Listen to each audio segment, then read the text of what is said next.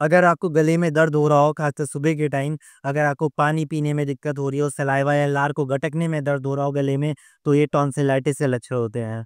Tonsillitis जिसको हम आम भाषा में गले की सूजन या फिर टॉन्सिल का सूजन बोलते हैं।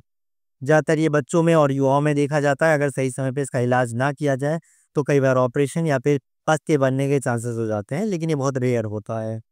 नमस्कार दोस्तों, मैं हूं डॉक्टर सुब्रत और आज हम डिस्कस करेंगे टॉन्सिलाइटिस के बारे में। टॉन्सिल क्या होता है, टॉन्सिलाइटिस कैसे बनता है, इसके लक्षण, कारण और इलाज, और सबसे ज़रूरी चीज़ इसका बचाव। हर एक चीज़ के बारे में हम यहाँ डिस्कस करेंगे, वो भी बहुत ही आसान भाषा में। टॉन्सिल हमारे गले में मौजूद, खासकर दोनों साइड में एक गुलाबी रंग का मांसल भाग होता है, सबके गले में होता है। और इसका मेन काम होता है हमारे शरीर में, खासकर मुंह के द्वारा होने वाले इन्फेक्शन को रोकना। चाहे वो बैक्टीरियल इन्फेक्शन हो, चाहे वो वायरल इन्फेक्शन हो। जब भी हम कोई साँस लेते हैं या खाना खाते हैं, तो ये बीच में रह के फ़िल्टर का काम करती है। ये बैक्टीरिया या वायरस को रोकने का काम करती है। लेकिन कई बार देखा जाता है कि टॉन्सिल खुद ही इन्फेक्शन का शिकार हो जाती है, तो इस कंडीशन को हम टॉन्सिलाइटिस बोलते हैं। टॉन्सिलाइटिस होने का मेनली 2 कारण होता है। पहला कारण होता है वायरल इन्फेक्शन, खासकर 70% मामले वायरल इन्फेक्शन की वजह से होते हैं। जैसे किसी को इन्फ्लुएंजा हुआ हो या फिर एडिनोवायरस से इन्फेक्शन हुआ हो, तो उस वजह से टॉन्सिलाइटिस सबसे ज़्यादा होता है। दूसरा कारण होता है बैक्टीरियल इन्फेक्शन। बैक्टीरियल इन्फेक्शन जैसे स्ट्रेप्टोकोकस पाइथोजेन की वजह से होता है, जो स्टेप रॉट पैदा कर सकता है। अच्छा, इसके अलावा भी कई सारे कारण होते हैं, जैसे आप कोई ठंडा चीज़ खा रहे हो, जैसे आपको ने कोल्ड ड्रिंक लिया हो, ठंडा पानी पिया हो या ठंडा खाना खाया हो, उसकी वजह से होता है। अगर आप प्रदूषण वाली जगह पे सबसे ज़्यादा होते हो, उसकी वजह से होता है।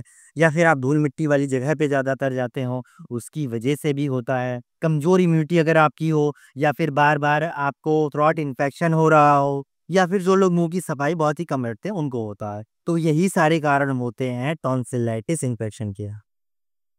टॉन्सिलाइटिस में पेशेंट में कुछ लक्षण नज़र आते हैं। अगर आपको टॉन्सिलाइटिस हुआ हो, तो आपके अंदर जो लक्षण नज़र आएँगे, वो है गले में तेज़ दर्द होना या फिर कई बार जलन होना। कुछ भी निगलते टाइम आपको दर्द होगा, खासकर ठोस खाना जब भी आप निकल रहे हैं, तो ज़्यादा दर्द होगा। अगर आप पानी पी रहे हैं, आप अपना लार या अपना थूक को गटक रहे हैं, उस टाइम भी आपको दर्द महसूस होगा। खासकर ये दर्द सुबह के टाइम ज़्यादा रहता है, जैसे दिन बीतता है, दर्द थोड़ा-थोड़ा कम होने लगता है, लेकिन होता ज़रूर है। इसके अलावा आपको हल्का बुखार आएगा। मुँह से हल्की बदबू आनी शुरू हो जाती है अगर इन्फेक्शन ज़्यादा हुआ, अगर आप पस बन रहा हो। मुँह खोलने पे आपके अंदर की ओर, जहाँ से नीचे की ओर रास्ता गया होता है, अंदर साइड-साइड में आपका जो टॉन्सिल है वो लाल रंग का हो जाता है। आपको हल्का-सा पीला धब्बा भी दिखाई देता है अगर उसमें पस पड़ रहा हो तो। कुछ पेशेंट में गले के आस-पास जो लिम्फ नोड्स होते हैं, वहाँ पे स्वेलिंग आ जाती है। बच्चों में कई बार देखा जाता है उल्टी या पेट दर्द बना रहता है। अगर टॉन्सिल का इन्फेक्शन बार-बार हो रहा हो, तो क्रोनिक टॉन्सिलाइटिस का इशारा करते हैं, लेकिन इन्फेक्शन ये बहुत जल्दी आराम हो जाता है, लोग बहुत ज़्यादा लापरवाही इसमें नहीं करते हैं। डायग्नोसिस में सबसे आम तौर पे हम फिजिकल एग्जामिनेशन करते हैं। इसी से ज़्यादातर क्लियर हो जाता है कि टॉन्सिलाइटिस की दिक्कत है कि नहीं।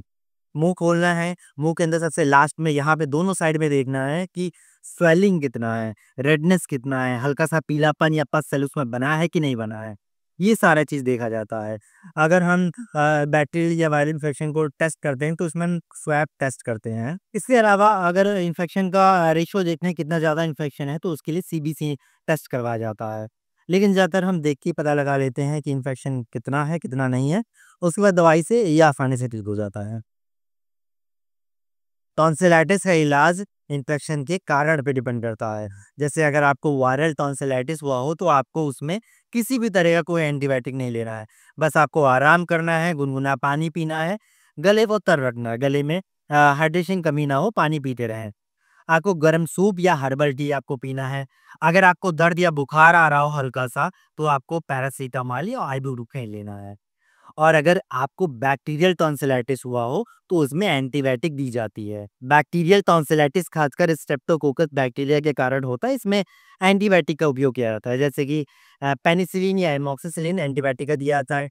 इसके अलावा अगर एलर्जी हो रहा हो, तो एजिथ्रोमाइसिन या क्लेप्टोमाइसिन में से कोई एक एंटीबायोटिक दिया जाता है। घरेलू उपाय में आपको गुनगुना पानी में नमक डालना है और सुबह 2-3 बार और शाम को 2-3 बार गरारे करने हैं। इसके अलावा आपको गुनगुना पानी या सूप आपको लगातार पीते रहना है। जितना ज़्यादा यहाँ पे सिकाई होगी एक तरह से गुनगुने पानी की, उतना जल्दी रिलीफ हो जाएगा। आप भाप ले सकते हैं, विटामिन सी से भरपूर फल ले सकते हैं। इसके अलावा आपको कोल्ड ड्रिंक, ठंडा चीज़ से बचाव करना बहुत ज़रूरी है।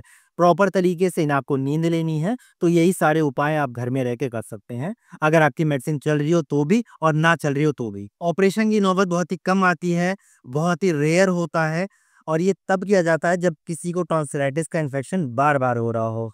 ऑपरेशन बहुत ही आसान होता है, बहुत ही सामान्य एनेस्थीसिया से इसको ऑपरेट किया जाता है और 1 हफ्ते में ये पूरी तरह से ठीक हो जाता है। उस टाइम आपको सॉफ्ट डाइट दिया जाता है और उसी में आप ठीक हो जाते हैं। टॉन्सिल इन्फेक्शन से बचाव बहुत ही आसान है। जैसे आपको बार-बार टूथब्रश आपको बदलते रहना है। अगर आपका हाथ गंदा हो रहा है तो आपको हाथ को वॉश करना है। पर्याप्त नींद लेना है, किसी संक्रमित व्यक्ति के पास नहीं जाना है। संतुलित आहार लेना है जिससे आपकी इम्यूनिटी मजबूत रहे। और सबसे ज़रूरी चीज़ आपको ठंडा चीज़ नहीं खाना है। जितना हो सके ख़ासकर ठंडी की शुरुआत में आपको ठंडी चीज़ से परहेज़ करना है। इसके अलावा एक और ज़रूरी चीज़ है कि थ्रोट इन्फेक्शन को आपको नज़रअंदाज़ नहीं करना है। चलिए आपको बताते हैं क्या-क्या कॉम्प्लिकेशन हो सकती है टॉन्सिलाइटिस के इन्फेक्शन में। टॉन्सिलाइटिस कॉम्प्लिकेट तब हो जाती है जब पेशेंट इसका इलाज सही से ना करवा रहे हों। जैसे पेशेंट को कई बार देखा जाता है उनके गले में हल्का-सा पस बनना शुरू हो जाता है, मुँह से बदबू आनी शुरू हो जाती है उस कारण से। अगर बैक्टीरियल इन्फेक्शन से टॉन्सिलाइटिस हुआ हो तो ये कई बार किडनी डिज़ीज़ का कारण बन जाती है। रूमेटिक फ़ीवर आना शुरू हो जाता है और कई बार साँस लेने में आपको दिक्कत होनी शुरू हो जाती है। तो यही सारे कॉम्प्लिकेशन आते हैं टॉन्सिलाइटिस के इन्फेक्शन में, अगर पेशेंट अपना इलाज सही से ना करवा रहे हों तो। टॉन्सिलाइटिस के बारे में किसी भी तरह की जानकारी और भी आपको चाहिए, जो कि मैंने आपको यहाँ ना बताया हो, कोई कन्फ्यूज़न हो आपके दिमाग में, तो आप कमेंट बॉक्स में पूछ सकते हैं। अगर आपने चैनल को सब्सक्राइब नहीं किया हो, तो चैनल को करें सब्सक्राइब, वीडियो करें लाइक। मैं हूँ डॉक्टर सुब्रत। Thank you.